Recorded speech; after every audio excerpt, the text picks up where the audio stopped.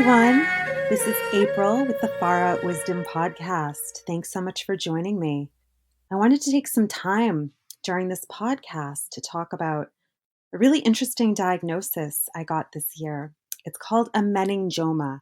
A meningioma is a type of brain tumor, and it really doesn't get enough attention. It still needs more research. It's one of those things like breast cancer. We started to look into breast cancer more because people started making noise about it. So that's kind of what I want to do right now. I want to talk about meningiomas. And if you're listening to this and you have a meningioma, I'd love to hear from you. And if you'd like, I'd love to podcast with you. I want to start getting different conversations from people with meningiomas, hearing their experiences, what they've been through, maybe finding alternative treatments that have worked. But let me explain how I was diagnosed with mine. It was earlier this year, and over the winter, I wasn't really feeling right. I later figured out that I was pretty much having allergies, but I didn't know that at the time. My head felt funny, my eyes felt funny. It was sort of on and off for months. I kept going to the doctor. Finally, they did blood work on me, and then they did other tests, and everything kept coming back normal. So finally, they escalated it to giving me an MRI on my head. After the MRI, I was worried. You know how you wait for the results and, you're just waiting there for a phone call. And after 3 or 4 days, I stopped worrying because you know how if they see something, they let you know right away normally on those tests, right? So you can imagine how surprised I was about 6 days later when I got a phone call at work. And at the time, I was still working in makeup. I was working inside of an Ulta. So I had to step off of the floor into the bathroom to take the call privately really quick. The neurologist called me and said they found a lesion on the side of my brain, and I just went totally numb. I was shaking. I was just in shock. That's the last thing you want to hear, right? That you have something in your brain or on your brain. I was like, what is going on? And of course, this neurologist has to tell people stuff like this all day. So the poor guy was just being overly calm and just trying to, not downplay it. But he did use the word meningioma. He said, I might have a meningioma, but he wasn't sure because I needed to redo the MRI with dye contrast. You might already know what that is, but for those who don't, sometimes when you get imaging done on certain body parts and organs, they have to inject you with a dye first so that the MRI can get better detail. That's what they needed to do to really see what it was that was on my brain that shouldn't be there. So I'm completely horrified, but of course I get the other MRI done, and it was a very long week going in for that, getting that done with, and then waiting for results again. And I got a phone call which confirmed it was indeed a meningioma. And from there, I was told I had to see a neurosurgeon. Another really scary thing. Who wants to see a neurosurgeon? When I hear that, I think, oh, I'm going to have my head cut open. I have to see a neurosurgeon. I finally got in there after a few days of waiting. Luckily, they didn't make me wait too long to see him. I got in and he was a very nice guy. And what he explained to me was that my meningioma was luckily very small right now. It's also not in a bad spot if I ever need to have surgery on it, which I might someday. We're not sure yet. But because of this, I'm going to have an MRI at least once a year for my entire life. Now, there's a lot of considerations with this. Some people get a tiny meningioma in their head and it never grows, but sometimes after maybe 25 years, it'll just decide to grow really fast. You can imagine when they grow is when they're dangerous. Most meningiomas are not cancerous, but even though they're not cancer, if they grow, they can kill you, right? I mean, your skull is very hard. If something grows, there's just no room. It's going to smush your brain. Even if they go in and take it out, it could cause permanent damage. So then you've got to wonder, okay, do I want to keep an eye on this meningioma and wait 20 years and have it suddenly grow really fast when I'm in my 50s, my 60s, my 70s, and it's going to be really risky for me to have surgery and go through all of that? Or do I want to consider getting it removed when I'm younger and it's smaller and my body will handle a craniotomy much better? That's when they cut your head open. Also, when you do get a craniotomy, you have screws and plates stuck in your head forever. And that can cause a whole other slew of issues, as you can imagine. So there's really a lot you have to consider, even if you just have a small one like I do.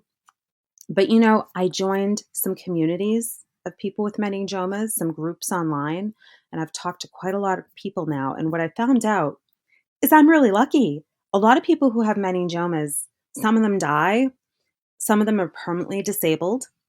Some people have multiple meningiomas and they just won't stop growing and they need multiple complex surgeries and it goes on for years. It's just this awful life-changing thing. And again, we really don't understand them that well. We really need more research. So I want to keep talking about them. I should explain too, the name meningioma comes from the meninges. That's where they really grow. You might have heard your brain and your spinal cord have layers of tissue around them. They kind of encase everything. Now, your brain also has natural folds, and some of those folds and grooves go quite a ways in. And the meninges also kind of, follow around those folds. They kind of stay in those grooves inside of your brain. So what happens is the meningioma will grow on that tissue.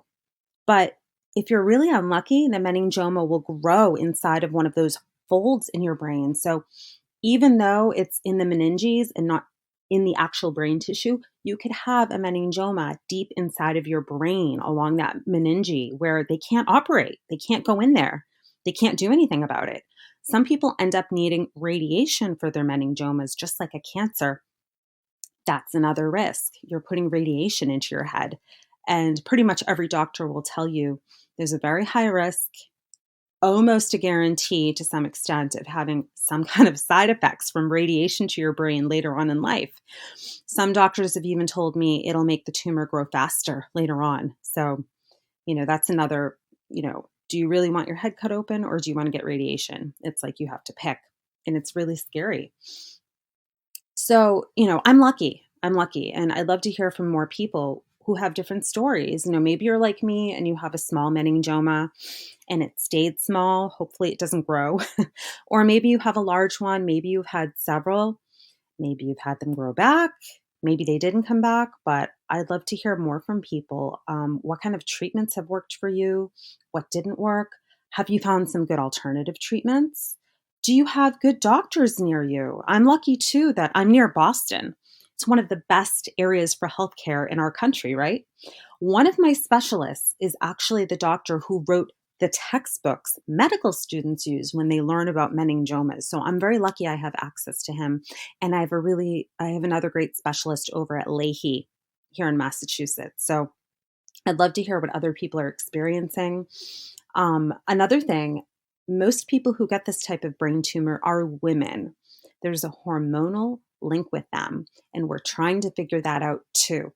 So when people get meningiomas taken out of their heads and studied, they found that most of them have estrogen receptors. Some of them have progesterone receptors.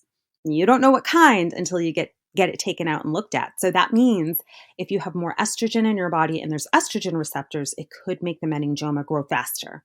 Same thing with progesterone. So you see it's kind of tricky. Meningiomas also come in 3 grades: grade 1, grade 2, grade 3. Grade 3 is basically the cancerous type, and it's not as common.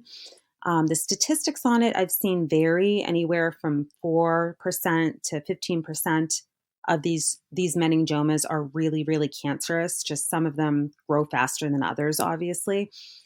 The type 1 and the type 2 are slower growing. The type 1 is supposed to be the slowest growing type. But again, there's still things they don't understand. Some people have type 1 and they still grow. And they don't know for sure, of course, till they take it out and biopsy it and study it, what kind you have. So women get them more. And there's also an overlap with women who have a lot of fibroids. And if you're a woman listening to this, you probably know what a fibroid is. But just in case you don't, and just in case I have some men listening, I'll explain this. Fibroids are a type of non-cancerous tumor women will often get in their uterus. A lot of women end up getting them in their 30s and 40s, especially the closer they get to menopause, the bigger they grow.